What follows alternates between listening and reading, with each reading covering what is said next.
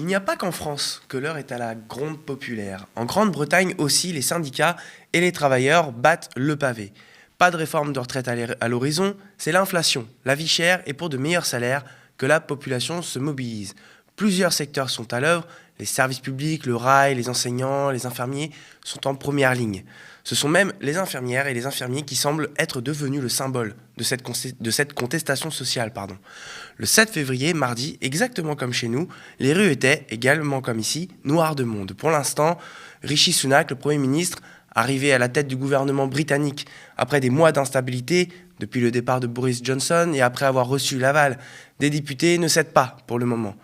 Pour en savoir plus sur ces manifestations, les revendications, le coup de force syndical historique qui est en train de se jouer, je reçois sur le plateau Clémence Fourton.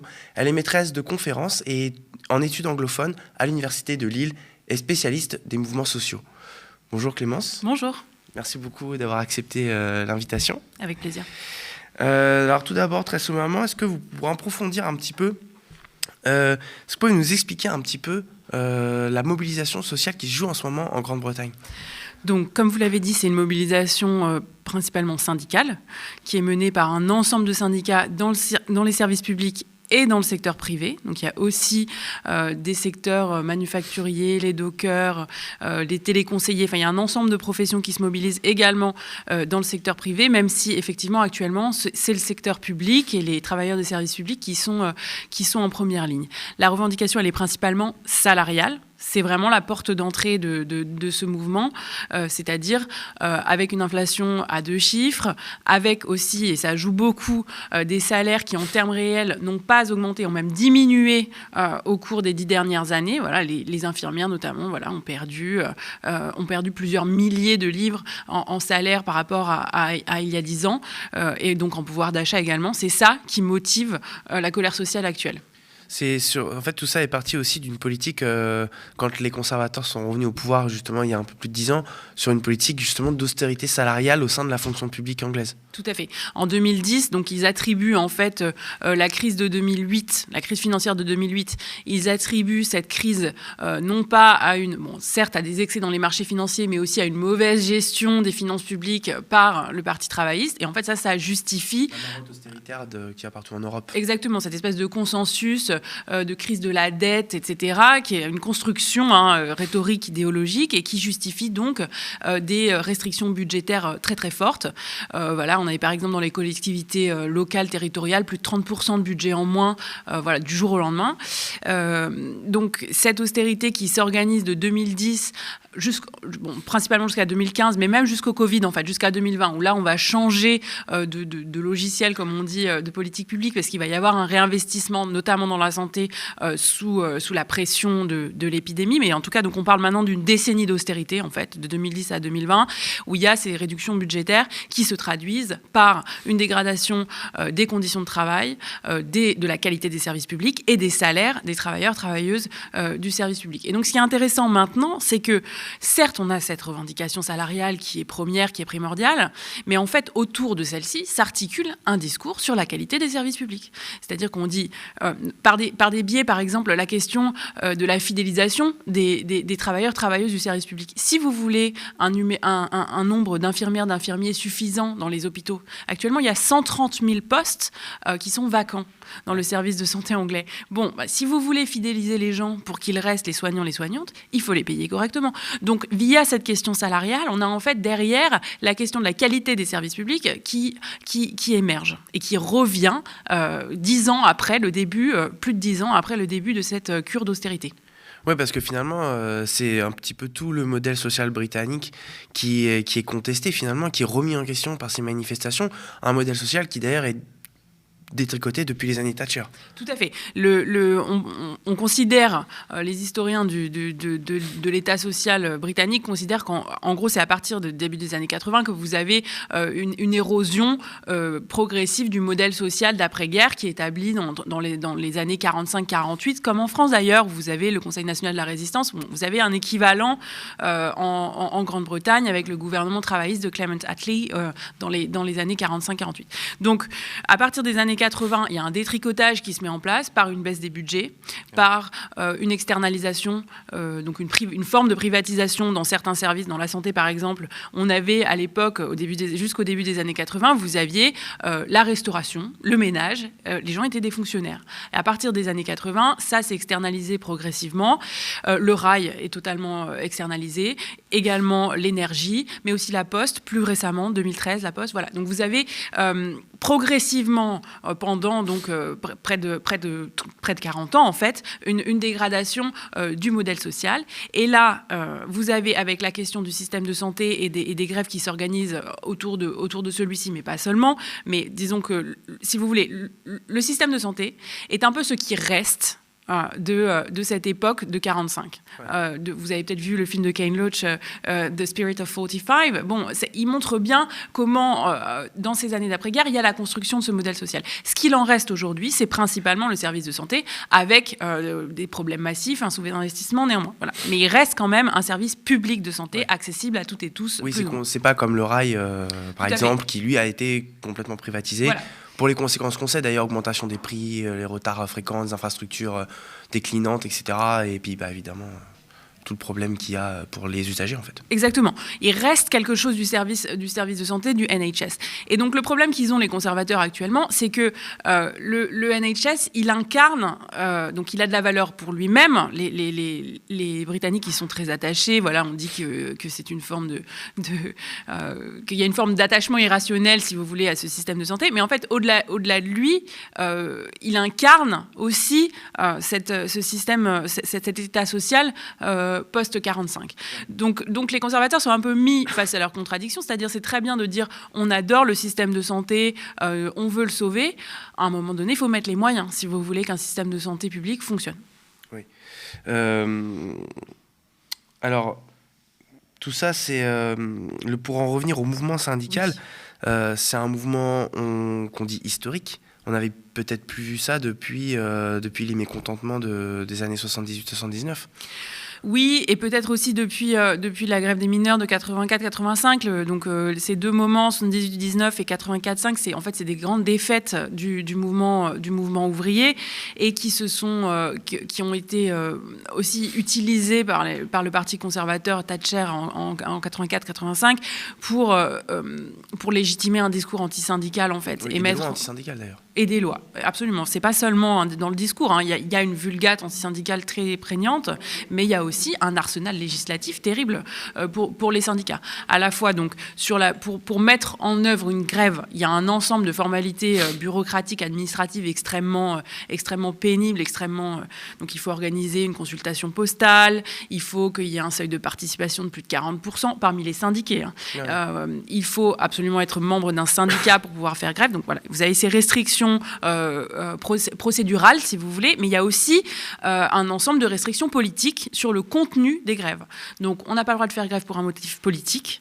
Il faut que ce soit une grève sur un motif qui fait l'objet de négociations avec l'employeur direct sur les questions de paye et les questions de conditions de travail. C'est pour ça aussi que je vous disais tout à l'heure que, en fait, la question salariale, c'est une porte d'entrée à un discours plus général sur la qualité des services publics et sur l'injustice sociale.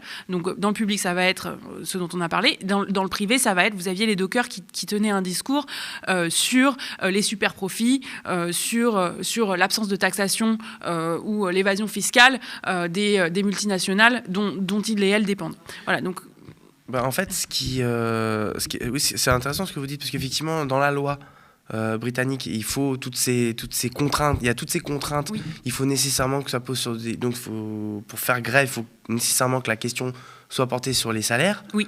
Et donc là, effectivement, on est dans un contexte d'inflation qui finalement structure une opportunité pour les syndicats de se renforcer, effectivement, d'enfoncer une porte ouverte via les salaires pour parler d'autre chose. Vous avez raison, on peut le voir comme ça, c'est un effet révélateur. Et le fait que ces conflits, notamment dans la santé, durent dans le temps, bon, déjà arrive après le Covid, où il y a eu une revalorisation dans l'opinion publique de l'image des soignantes aussi. Ils ont acquis une légitimité claire. Donc vous avez ça, et le fait que le conflit dure dans le temps, en fait, c'est l'occasion de parler des conditions de travail dans le système de santé, et ça a un effet révélateur qui est tout à fait défavorable aux conservateurs. Ça, on le voit en France aussi. Hein. Tant que le conflit sur les retraites dure, vous avez autour de ça un discours sur les conditions de travail, sur la pénibilité, sur les écarts de salaire entre les hommes et les femmes, qui est développé par les syndicalistes et tous ceux et celles qui les soutiennent. Oui, ça sert à évidemment aborder une problématique finalement beaucoup plus large que la simple question des salaires. Oui. L'austérité, budget, les super profits aussi des entreprises. Mais justement, alors du coup, comment s'organise un petit peu, comment arrivent justement à s'organiser les syndicats là dans ce contexte pour réussir finalement un tour de force finalement. Est-ce que les autorités britanniques s'attendaient à ce que la mobilisation soit si forte malgré toutes les contraintes qui pèsent sur les syndicats ? Alors non, effectivement, donc il y a un retour de la conflictualité sociale maintenant, et qui est donc à des niveaux qu'on n'avait pas vus depuis très longtemps. Si on compte en termes, donc les sociologues quantifient les grèves en termes de journées de travail perdues. Bon, sur une journée comme le 1er février, vous avez déjà 500 000 journées de travail perdues, c'est-à-dire 500 000 personnes qui font grève. Ça, c'est un ordre de grandeur qui effectivement est historique, parce qu'on a en un jour ce qu'on avait au cours de la décennie précédente, par exemple en 2011, vous aviez ça sur un mois. Voilà. Ouais. Donc c'est des ordres de grandeur tout à fait importants. Le gouvernement conservateur réagit. Donc déjà, il n'a pas la main sur les conflits dans le privé. Il pourrait néanmoins donner l'exemple, augmenter le salaire minimum. Donc il y a quand même, je veux dire, il y a des instruments de régulation qui permettraient d'agir sur ces conflits. Mais bon, c'est quand même pas le gouvernement britannique qui décide du niveau de paye dans les entreprises privées. Sur le service public, en revanche, ils ont des leviers d'action directs. Oui, pourtant, ils ne cèdent pas du tout. Le gouvernement, j'allais y venir justement, le gouvernement britannique, tout instable qu'il est, parce que le parti conservateur lui-même est très instable, Rishi Sunak est en recherche de légitimité au sein de son propre camp, mais ça ne cède pas. Non, alors il se cache derrière ces commissions indépendantes qui décident du niveau de paye en disant, enfin indépendantes, elles sont... Voilà, donc le gouvernement dit c'est pas nous qui décidons du niveau de paye, ce sont ces commissions indépendantes. Elles sont indépendantes dans une certaine mesure, c'est-à-dire que elles sont constituées, donc il y en a une par secteur, une pour l'éducation, une pour la santé, une pour les... Voilà. Elles sont constituées d'environ 8 personnes qui sont nommées par le gouvernement. Donc déjà, ça limite un peu l'indépendance. Et le second élément, c'est que elles ont une feuille de route, en fait. Oui. Elles disposent d'un budget. Ces commissions qui décident des niveaux de paye disposent d'un budget qui est fixé par l'État, donc en fait par le gouvernement. Donc en fait, leur indépendance, elle est tout de même modérée. Voilà. C'est une indépendance modérée, et en plus, le gouvernement, du coup, pourrait très bien discuter avec eux et dire bon, on va peut-être augmenter les salaires. Oui, que se refuse à faire le gouvernement pour les services publics, parce que, selon lui, augmenter les salaires, déjà, ça légitimerait les revendications d'autres secteurs, et deuxièmement, ça nourrirait ce qu'ils appellent la spirale inflationniste, où les salaires et les prix ferait des effets de rattrapage, et il y aurait une surenchère dans l'inflation. Sauf que les syndicalistes répondent qu'actuellement, les salaires sont bas et l'inflation est néanmoins très haute. Donc en fait, on voit bien que ce n'est pas les salaires qui tirent les prix vers le haut. L'autre réponse du gouvernement, qui pour le coup s'applique à tout le monde, secteur privé, secteur public confondu, c'est une nouvelle loi qui va continuer cette restriction du droit de grève, qui est actuellement à l'examen au Parlement, et qui, cette fois, vise à imposer des niveaux de services minimum. Oui, j'ai vu, effectivement. Dans un certain nombre de secteurs, et pas seulement dans les services d'urgence, également dans les transports, dans l'éducation, dans le traitement des déchets radioactifs. Voilà, donc un ensemble de secteurs où il serait encore plus difficile de faire grève, car en cas de non-respect des niveaux de services minimum qui seraient fixés par le gouvernement, il y aurait des licenciements purement et simplement. Et là, on est carrément sur une entreprise de répression syndicale, là, à ce niveau-là. Oui, et puis ça s'inscrit dans cette historique qui, pour le coup, commence avec Thatcher et a été, il faut le dire aussi, a été poursuivi par le gouvernement travailliste, qui en tout cas n'est pas revenu sur la législation antisyndicale qui a été mise en place quand il est au pouvoir quand même de 97 à 2010. Donc il y avait, on part de Tony Blair, qui avait une fenêtre là pour revenir sur cette législation, ce qu'il n'a absolument pas fait. Et Gordon Brown non plus. Pardon ? Gordon Brown non plus. Non plus. Alors lui, il avait la question de la crise financière qui était le premier item sur son ordre du jour, si vous voulez.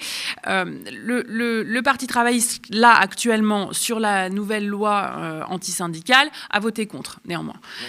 Ils ne sont pas sur une position de défense du mouvement syndical. Enfin, je veux dire, ils ne sont pas en tête de cortège, hein, mais ils n'ont tout de même pas donné l'aval à cette loi. Mais alors, pour en revenir au gouvernement et surtout au Parti travailleur, Rishi Sunak, on le disait, sa position, bien qu'il soit Premier ministre, qu'il était nommé par les députés, sa position au sein du Parti conservateur est très fragile. Oui. Pourtant, lui, il est plutôt considéré comme modéré. Donc, il serait peut-être disposé à faire quelques concessions.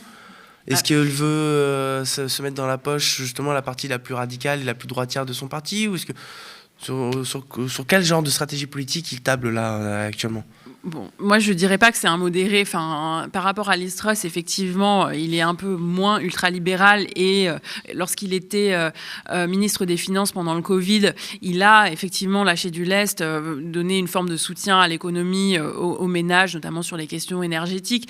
Enfin, ça reste un conservateur britannique, hein, qui est tout à fait convaincu de la doctrine néolibérale, de la nécessité d'une croissance forte à tout prix, c'est-à-dire y compris en baissant la fiscalité des entreprises, etc. Donc il est lui-même, enfin, et son gouvernement ne fait pas partie de ce conservatisme social qui a pu exister à des moments. En tout cas, voilà, je contesterai cette interprétation. Sa stratégie politique, écoutez, effectivement, c'est une stratégie il essaye de tenir le Parti conservateur derrière lui, ce qui n'est pas très facile, étant donné qu'il est structurellement dans une position de faiblesse. Il s'est mis à dos les ultralibéraux de Liz Truss en revenant sur les mesures qu'elle avait annoncées début septembre, et il n'est pas non plus aimé des soutiens de Johnson, qui le considère comme un traître, si vous voulez. Donc, il est structurellement faible. Il essaye de tenir le coup jusqu'aux prochaines élections législatives qui auront lieu d'ici 1 an et demi, quoi. D'accord. Alors, j'aimerais revenir très brièvement sur les grèves et les syndicats, oui. Parce qu'il y a une petite relance que j'ai oubliée.